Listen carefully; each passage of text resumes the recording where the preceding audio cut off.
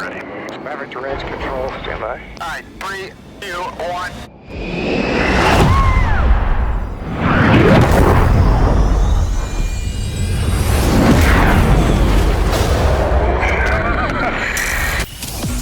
Welcome to 15 Minutes with Chuck, where we feature interviews with music artists, entertainers, scientists, and more. Here's your host, a software consultant, teacher, and space enthusiast, Chuck Fields. Hello, thanks so much for joining me today. I'm thrilled to introduce my special guest, Kevin LaRosa Jr. Kevin is one of Hollywood's most sought-after pilot and aerial coordinators, licensed to fly a variety of aircraft, ranging from helicopters and airplanes to Learjets and more. He's known for his work on major blockbusters, including Iron Man, The Avengers, and Transformers 5. Kevin is an accomplished ATP-rated pilot in a multitude of fixed-wing and rotorcraft, and works heavily in the motion picture and television industries worldwide, coordinating and directing film sequences in the air and on the ground. Kevin joins me today to discuss his career and his latest work, which can be seen in Paramount's Top Gun Maverick. We are cleared into the area. Verify cameras are on. All right, here we go. 3, 2, 1. Here comes some G's. There's 5 G's. 6 Gs. 7 G's.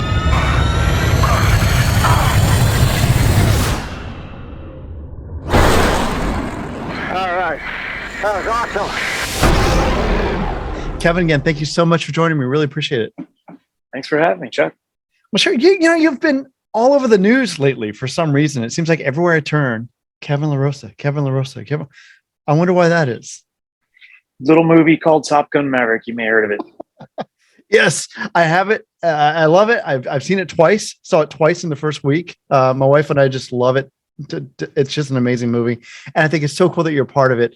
But I tell you, what I really want to talk about is just how your career began. This incredible career. You're an aerial coordinator, helicopter stunt pilot, jet stunt pilot, numerous certifications on all types of aircraft. I heard through the grapevine that you grew up in an aviation family and you got an early start, with your dad taking you to movie shoots. Can you tell me more about just how your passion for flying began? Absolutely. Proud to say I was a third generation aviator in my family and second generation aerial coordinator and stunt pilot, which is a pretty rare profession. And you can imagine growing up as a little boy in that house, you think your dad is really cool when you go watch him on film sets, flying helicopters and warbirds and airplanes. And he became, not just a father figure to me, but my idol and my hero and somebody that I wanted to grow up and be just like him. And the very cool thing I like telling people is from a very young age, I knew what I wanted to do for a living and I was unwavered. I mean, the only thing that ever came close to getting in the way of the career I wanted was the original Top Gun. I wore that movie out. I've seen it 100 times. And, there was almost a Kevin LaRosa Jr. naval aviator, or at least I would have attempted.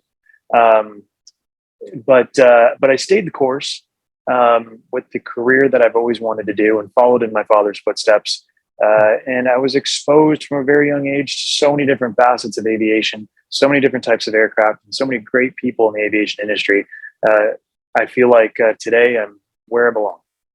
See, I think it's amazing. And, I had a friend of mine in high school and I was impressed by him because by the time he was 16, he became a pilot. But next to you, it's nowhere near, because by the time you're 18, you were a commercially rated helicopter pilot. I just think that's incredible. So when did you first start flying Hueys? What drew you to that? Well, Hueys were widely used in the movie business, and they still are, not as much as they used to be, but they were the mainstay. And when Hueys became available to civilians early on in the 80s and 90s, that was sort of the helicopter of choice used for military movies. My dad was big time into flying Hueys. He's one of the best Huey pilots I've ever seen on movie sets.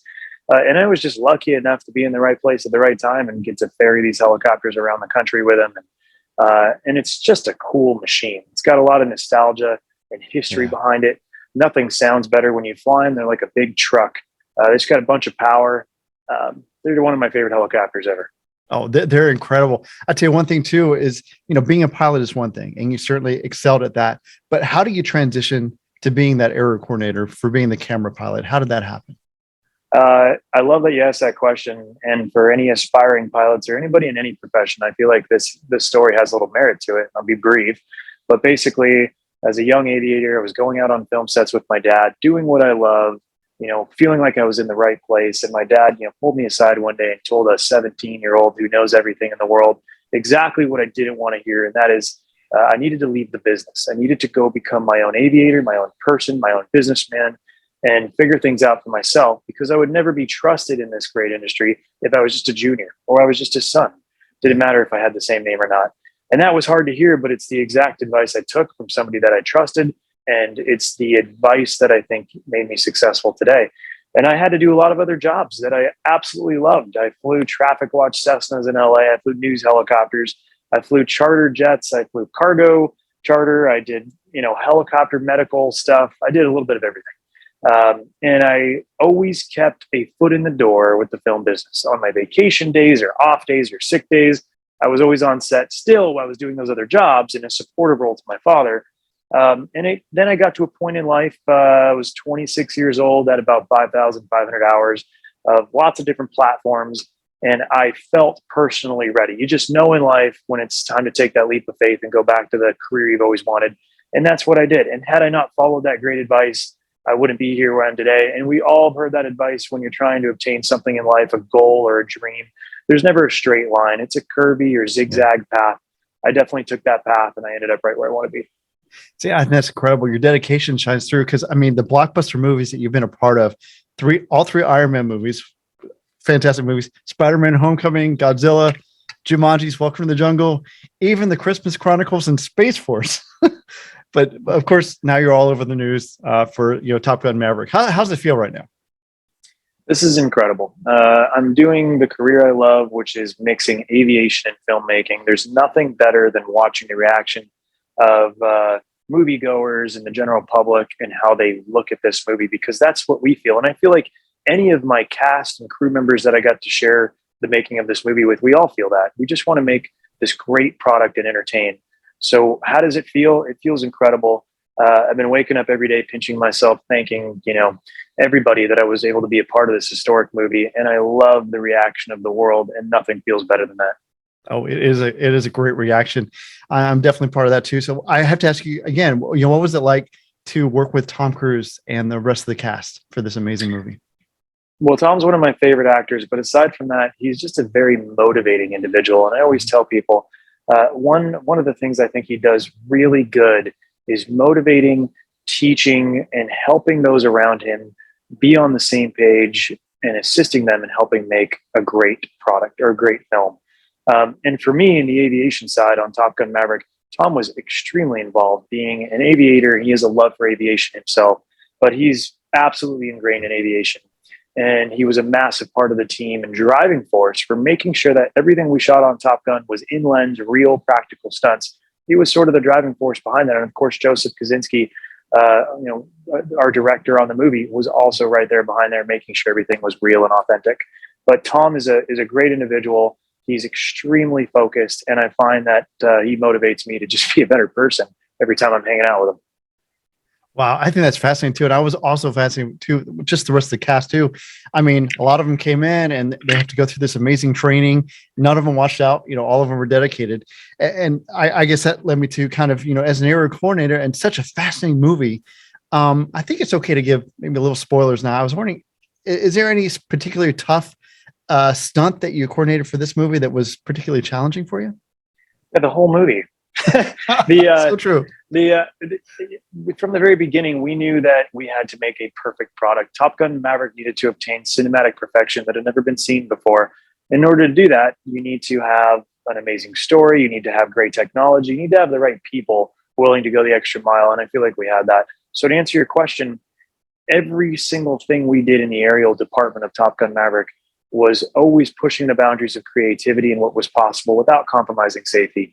But it was strenuous work to go out there, and we would come back with great footage, and we would sit there and go, we can make this better. So just a huge drive to excel, kind of the art of camera movement in the air, which I love doing, pushing aircraft to their limits, pushing people to their limits, and really coming back with that cinematic perfection and that gold that we see on the big screen. It was incredibly motivating. I want to share with you a question I got from one of my listeners. His name's Sean. He's an aspiring pilot, and he just wants to know, when there are two or more planes flying in such close proximity, that happened a lot. How on earth do you coordinate that? I mean, one wrong move could be kind of horrible. Yeah, and I'm going to tip my hat to the naval aviators that we used on the movie and all of the support people in the United States Navy and Department of Defense that we got to work with. But they are absolute professionals, and they know that airplane is an extension of their body. They fly it so good. And we flew with plenty of naval aviators on the movie.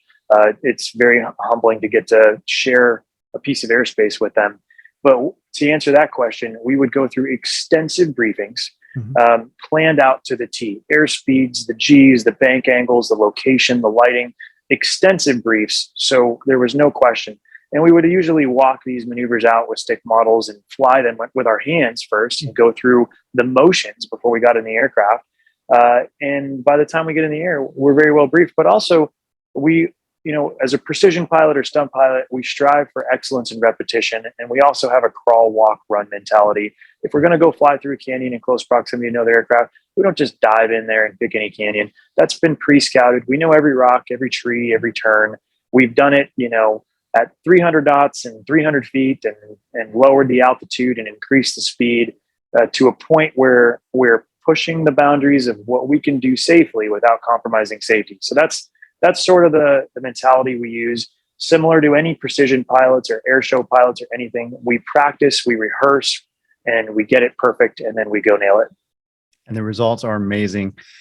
Kevin, let me ask you this. Was Top Gun Maverick the most difficult film you've ever worked on? If not, but I know by far, Top Gun Maverick sets the bar in creativity and the cinematic perfection we talked about in the technology, just a lot of new technology. I created a platform called the Cinejet, which is an existing L-39 Albatross. Those are readily available.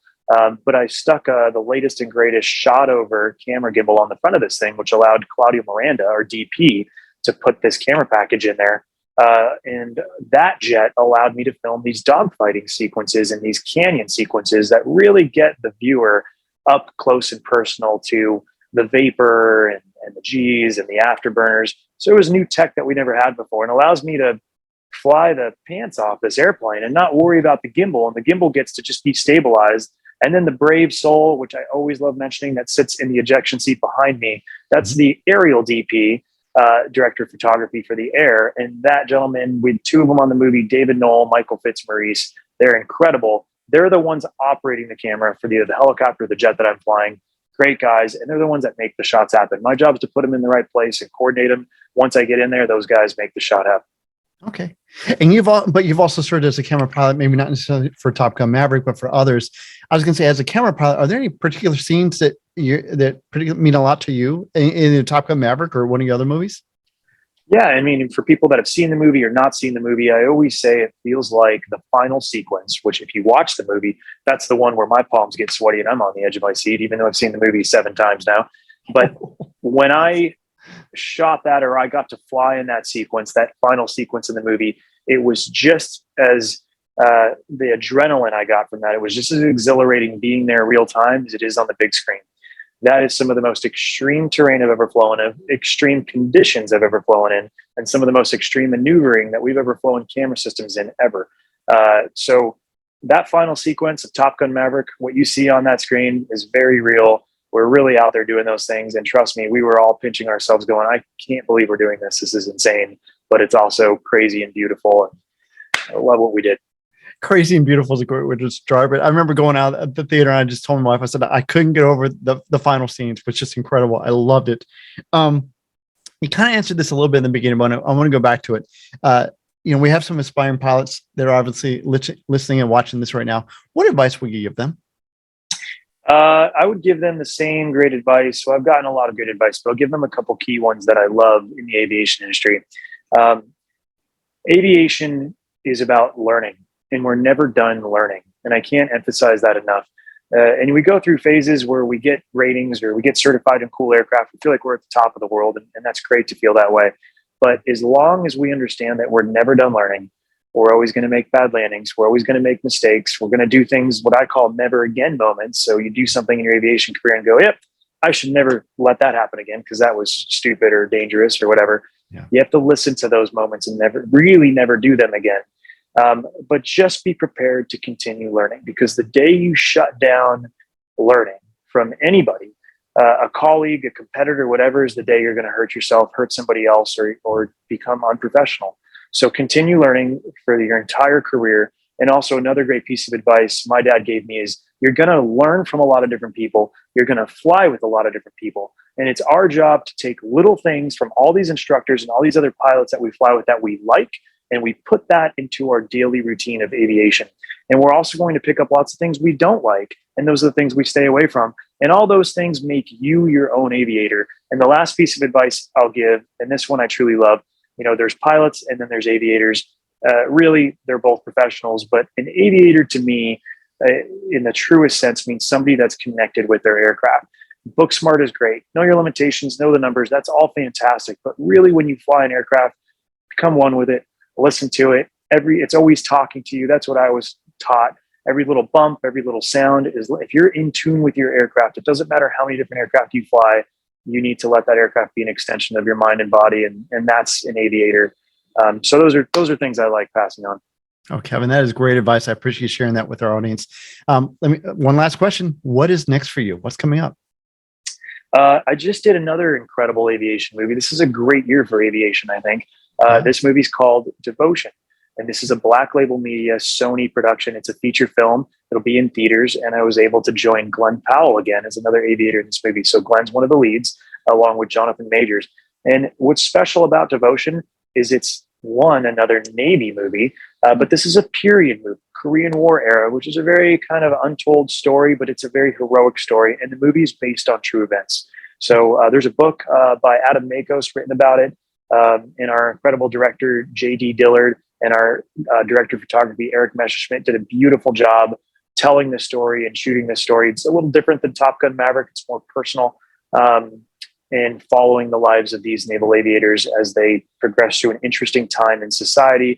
But what's great about it for those aviation fans, lots of real flying, lots of real stunts. And we kind of brought the Top Gun vibe as far as how we shot it. So I think it'll be cool. Wow. Cannot wait till Devotion comes out. Kevin, I just want to congratulate you on an amazing career. Thank you for keeping everyone safe and for giving us such great entertainment. Appreciate you taking the time to join us today. Thank you so much, Kevin. My pleasure. Thanks, Chuck. 15 Minutes with Chuck. Well, I really enjoyed my conversation with Kevin, and I'm loving the aerial stunts in Top Gun Maverick. If you haven't seen the movie, highly suggest you go see it. If you'd like to learn more about Kevin, just go to his website at kevinlarosa.com. I want to thank Kevin for joining me today. I want to thank you for joining me as well. If you can do me a small favor and like this episode or share it with a friend, we'd certainly appreciate it. Thanks so much for joining me. We'll see you next time. God bless.